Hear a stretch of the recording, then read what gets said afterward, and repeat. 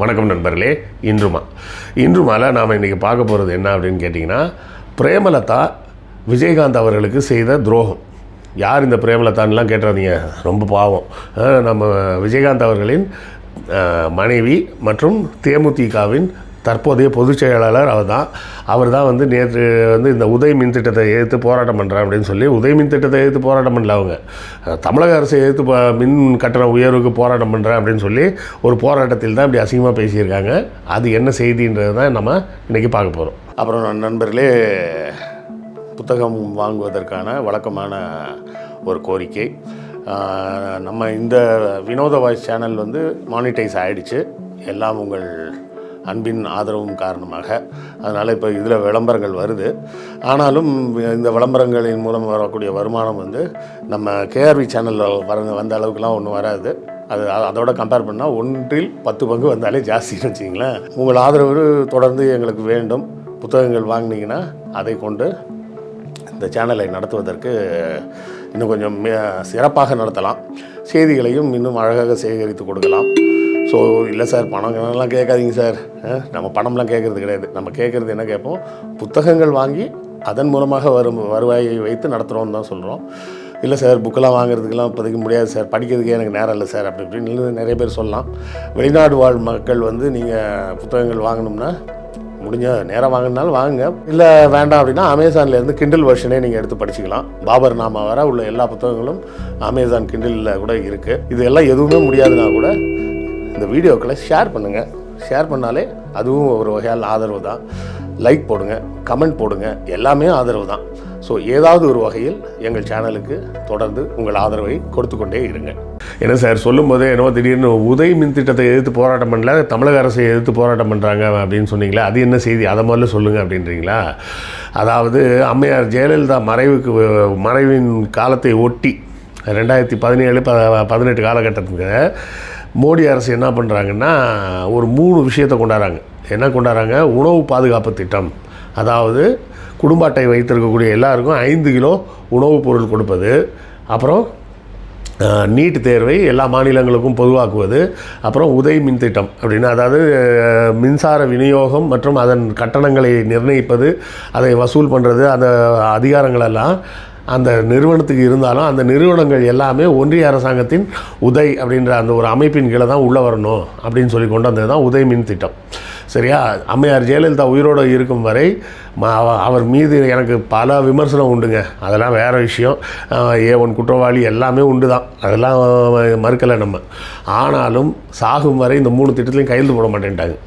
தமிழ்நாட்டில் நீட்டை கொண்டு வர முடியாது, அதுக்கு நான் அதுக்கு ஒப்புதல் கொடுத்து கையெழுத்து போட முடியாது. ஏன்னா கையெழுத்து போட்டதுக்கப்புறம் தான் கொண்டு வர முடியும், அதனால் கொண்டு வர முடியாது. 2017 அதனால தான் நமக்கு நீட்டு கிடையாது. 2018 நீட்டை கொண்டு வந்துட்டாங்க. அந்த 2018-19 அந்த அகாடமிக் இயர் வரும்போதே உள்ளே கொண்டு வந்துட்டாங்க. அப்போது அதுக்கும் கையெழுத்து போடல, இந்த உதய மின் திட்டத்துக்கும் கையெழுத்து போட மாட்டேன்ட்டாங்க. நாங்கள் வந்து எங்கள் மின் கட்டமைப்பு வந்து மிக பெருசு, உங்கள் கூட சேர்ந்துலாம் நாங்கள் வரணும்னு அவசியம் இல்லை, நாங்களே பார்த்துக்குறோம் அப்படின்ட்டாங்க. அதே போலவே இந்த உணவு பாதுகாப்பு திட்டம், நாங்கள் ஏற்கனவே 20 கிலோ அரிசி கொடுத்துட்ருக்கோம், இதில் என்ன 5 கிலோ நீ தர்றது, வேணாம் போ அப்படின்ட்டாங்க. ஆனால் அம்மையார் ஜெயலலிதா மருத்துவமனையில் சேர்க்கப்பட்ட போது உடனடியாக முதல் வேலையாக இவங்க செஞ்ச வேலை என்னென்னா, எடப்பாடியார், OPS, மாஃபா பாண்டியன் இவங்க எல்லோரும் தான் எல்லாம் போய் நேராக போய் கையெழுத்து போட்டு கொடுத்துட்டு வந்துட்டாங்க. 3 திட்டத்துக்கும் கையெழுத்து போட்டு கொடுத்துட்டு வந்துட்டாங்க. அதுக்கப்புறம் தான் நமக்கு இந்த தலைவலி ஆரம்பித்தது. ஏன்னா அதுக்கப்புறம் வந்து மின் கட்டணத்தை நாம் நிர்ணயிக்க முடியாது, அந்த உதய் அப்படின்ற அந்த அமைப்பில் இருந்து அவங்க என்ன சொல்கிறாங்களோ அதுபடி தான் கட்டணத்தை நிர்ணயம் செய்யணும் அப்படின்றது ஒரு கட்டாயமாக்கிட்டாங்க. அது கூட போன வருஷம் வந்து மின் கட்டணத்தை உயர்த்தலை, இந்த வருஷம் தான் உயர்த்தியிருக்காங்க. அங்கே இருக்க சட்டப்படி பார்த்திங்கன்னா வருஷம் கண்டிப்பாக மினிமம் 4% ஏற்றணும் அப்படின்றாங்க. போன வருஷம் ஏற்றாமல் விட்டுட்டு இந்த வருஷம் தான் ஏற்றியிருக்கிறாங்கன்னு வைங்களேன். அதுவே வந்து ஒரு பெரிய வேலை.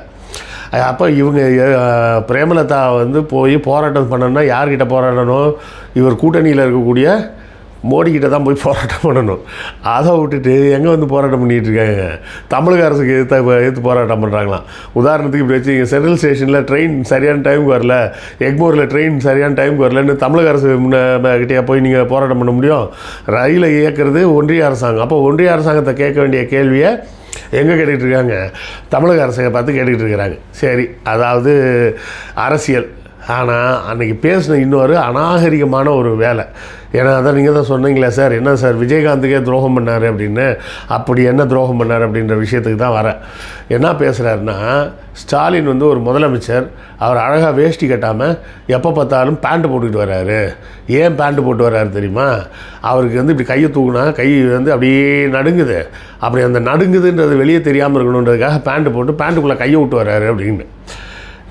நான் கேட்குறேன், திரு பிரேமலதா அவர்களே, மன்னிக்கணும் திருமதி பிரேமலதா அவர்களே, ஸ்டாலின் வந்து அவர் பேக்கெட்டில் தானேங்க கை விட்டார், பக்கத்தில் இருக்கவங்க பேக்கெட்லேயே கை விட்டார்.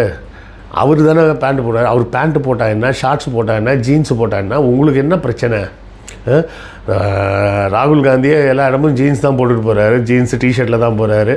இவ்வளோ இதுக்கு எங்கள் அமைப்பின் தலைவர் ஐயா சுபவி அவர்களே முன்னாடி எல்லாம் பேண்ட்டு போடுவாங்க, இப்போ வந்து ஜீன்ஸுக்கு மாறிட்டார். நான் கூட கேட்டேன், என்னங்க ஐயா ஜீன்ஸுக்கு மாறிட்டீங்க, நீங்களும் யங் ஆகிட்டீங்களே அப்படின்னு. அப்போ அவர் சொன்ன பதில் வந்து எப்போவுமே சுபவி ஐயா வந்து எதுவுமே காரண காரியம் இல்லாமல் செய்யவே மாட்டார். அப்போ அவர் சொன்ன பதில் வந்து மிக அருமையான பதில். என்ன சொன்னார்னா, சட்டை கருப்பு போட்டிருக்கேன், நமக்கு முக்கியம் 3 நிறம், கருப்பு, சிவப்பு, நீலம். சட்டை கருப்பு போட்டிருக்கேன், பேக்கெட்டில் எப்போவுமே ஒரு பேனா வச்சுருப்பார். பார்த்துக்க, நீங்கள் அடுத்த முறை அவர் பேசும்போது பாருங்கள், கண்டிப்பாக கவனித்து பாருங்கள், சிவப்பு கலரில் ஒரு பேனா வச்சுருப்பார். சரியா? நீளம் மட்டும் குறையுது. ஜீன்ஸை போட்டால் நீளமும் உள்ளே வந்துருச்சு, அதனால தான் கருப்பு, சிவப்பு, நீளம் அப்படின்னு 3 நிறத்தை குறிக்கும் வகையில் நான் ஜீன்ஸுக்கு மாறினேன் அப்படின்னு சொன்னார். அவர் அதையும் சொல்லிட்டு சொன்னார், மற்ற பேண்ட்டை விட இந்த பேண்ட் இன்னும் வசதியாகவும் இருக்குது அப்படின்னாரு. நானும் கூட விரைவில் ஜீன்ஸுக்கு மாறிடலாமான்னு யோசிக்கிறேன், பார்க்கலாம். இது ஒரு புறம் இருக்கட்டும். அப்போது உடை என்பது ஒவ்வொருவரின் தனிப்பட்ட சுதந்திரம், அதுக்குள்ளே தலையிடுறதுக்கு யாருக்கும் உரிமை இல்லை. இப்படி தான் ஒரு முறை பெரியார்கிட்ட போய் பெண்கள்லாம் இப்படி கலாச்சாரம்லாம் மாறுது, கண்ணாபின்னான்னு ட்ரெஸ் பண்ணுறாங்க அப்படின்லாம் போய் பேசும்போது கேட்டப்போ அவர் சொன்ன ஒரே ஒரு வார்த்தை சிம்பிளாக, பொம்பளையோட அலமாரியில் உனக்கு என்னடா வேலை அப்படின்னார். ஏன்னா அந்த காலத்தில் ட்ரெஸ் எல்லாம் நல்ல ட்ரெஸ் எல்லாம் மடித்து வைக்கிறது அலமாரிக்குள்ளே தான் வைப்பாங்க. சரியா? மற்ற எல்லாம் கொடியில் கிடக்கும், அப்படியே எடுத்து போட்டுப்பாங்க. ஸோ பொம்பளை அலமாரிக்குள்ளே உனக்கு என்ன வேலை அப்படின்னு அவர் கேட்ட அதே கேள்வி தான் ஸ்டாலினோட ட்ரெஸ்ஸு ஷெல்ஃபுக்குள்ளே உங்களுக்கு என்ன வேலை. அவர் என்ன வேணால் போட்டு போகிறாரு, அது அவர் சௌரியம். சரியா? நீங்கள் வந்து அடுத்தவங்க ட்ரெஸ்ஸை பற்றிலாம் பேச வேண்டிய அவசியம் இல்லை. சரி, ட்ரெஸ்ஸாவது விடுங்க, அவரது உடல் நலத்தை பற்றி கொச்சையாக பேசுகிறீங்க, கையெல்லாம் நடுங்குது, கட்சியில் வேறு யாராவது மூத்த தலைவரை முதலமைச்சர் ஆகிட்டு நீங்கள் விலகிக்க வேண்டியது தானே அப்படின்னு. கட்சியில் இருக்கிற மூத்த தலைவர்கள்லேயே வயசு கம்மியானவர் இவர் ஒருத்தர் தான். இவருக்கு மீதி இருக்க மூத்த தலைவர்கள் எல்லாருமே இவரை விட வயசு ஜாஸ்தியானவங்க. அதில் என்னத்தை இன்னொருத்தரை உட்கார வைக்கிறது? பேசுகிறது வந்து வாய்க்கு வந்தது எதை வேணால் பேசலாம் அப்படின்னு பேசக்கூடாது. அப்படி பார்க்க போனால் விஜயகாந்த் அவர்களுக்கு உடல்நலம் சரியில்லாத நேரத்தில் நீங்கள் உங்கள் கட்சியில் இருக்க வேறு யாராவது மூத்த தலைவரை நிப்பாட்ட வேண்டியது தானே. எதுக்கு நீங்கள் போய் பொதுச் செயலாளர் ஆனீங்க?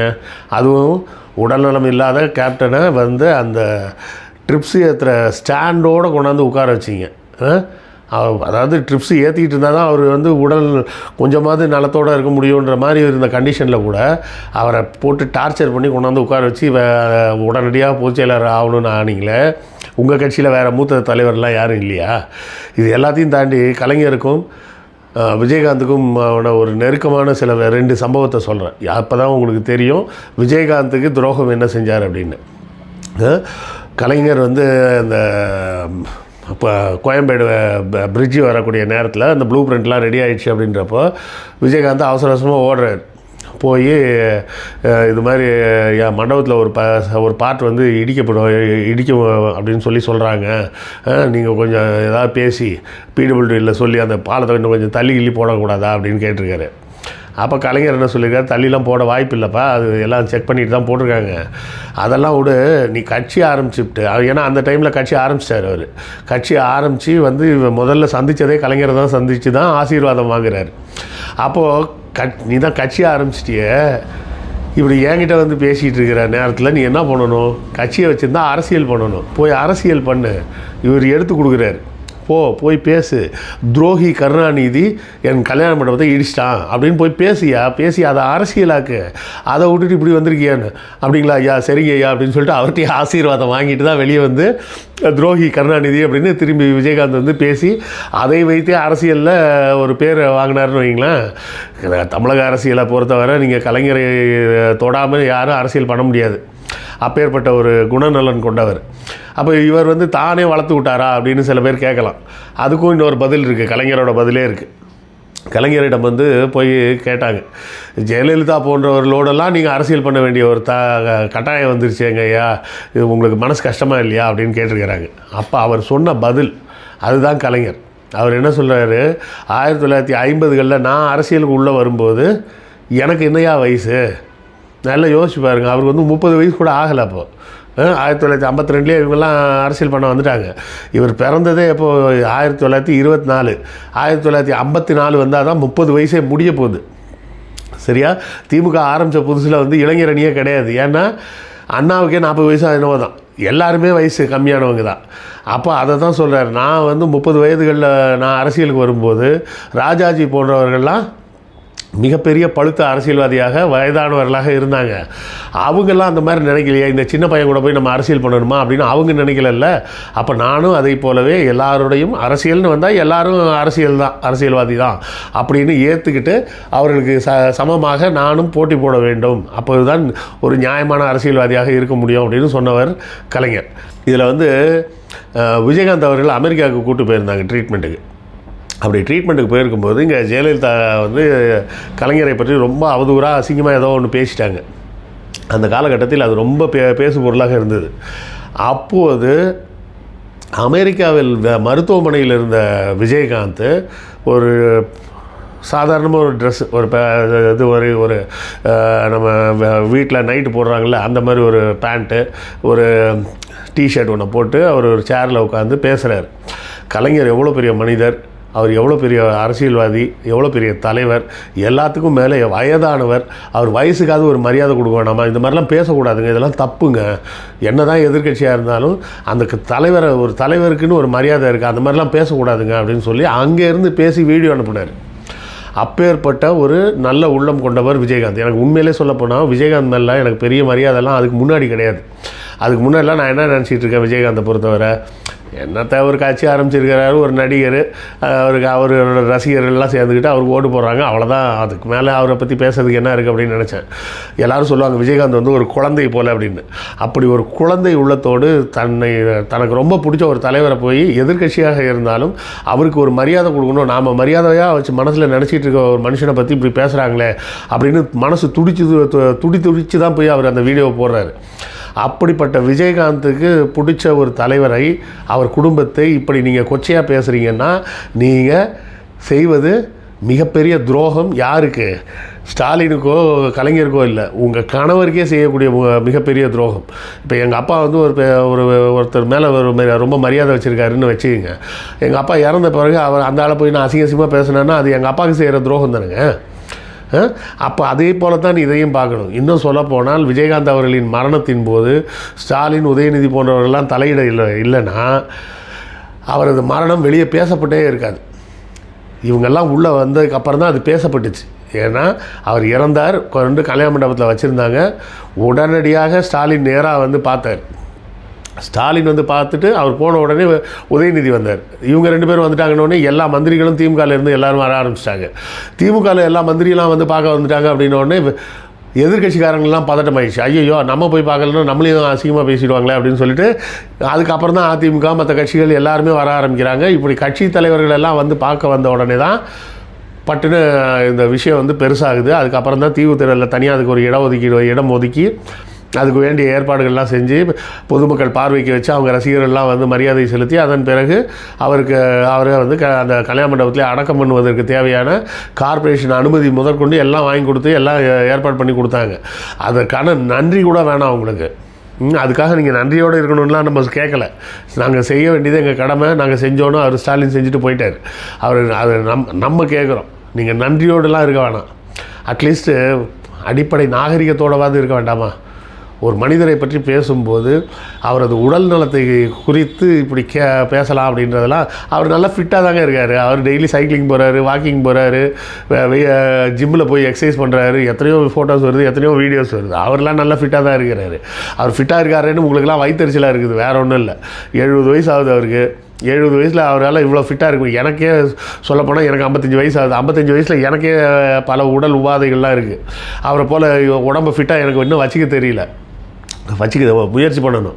அப்படி ஃபிட்டாக இருக்கக்கூடிய ஒரு தலைவரை இப்படி கொஞ்சம் கூட தரம் இல்லாமல், நாகரிகம் இல்லாமல், பொது வெளியில் அவருக்கு கை நடுங்குது, கால் நடுங்குது, கையை தூக்கி உள்ளே வச்சுக்கிட்டாருல, இதெல்லாம் பற்றி பேச வேண்டிய அவசியமா? பிரேமலதா அவர்கள் தன்னுடைய தரத்தை தானே குறைத்து கொள்கிறார். ஏற்கனவே ஒன்றும் பெருசாலாம் ஒரு தரமும் இல்லை, ஒன்றும் இல்லை. ஆனால் அதை இன்னும் சீப்பாக இறக்கி மக்கள் இதெல்லாம் பார்த்துக்கிட்டு தான் இருக்கிறாங்க. மக்கள் சும்மா இல்லை. மக்கள் எல்லாம் முட்டாள்னு நினைக்கக்கூடிய எந்த அரசியல்வாதியும் அரசியல் வாழ்க்கையிலலாம் இருக்க முடியாது. மக்கள் எல்லாவற்றையும் கவனித்து கொண்டு தான் இருக்கிறார்கள். விரைவில் மக்கள் உங்களுக்கு பதில் சொல்வார்கள். அடுத்த காணொளியில் சந்திப்போம். நன்றி, வணக்கம்.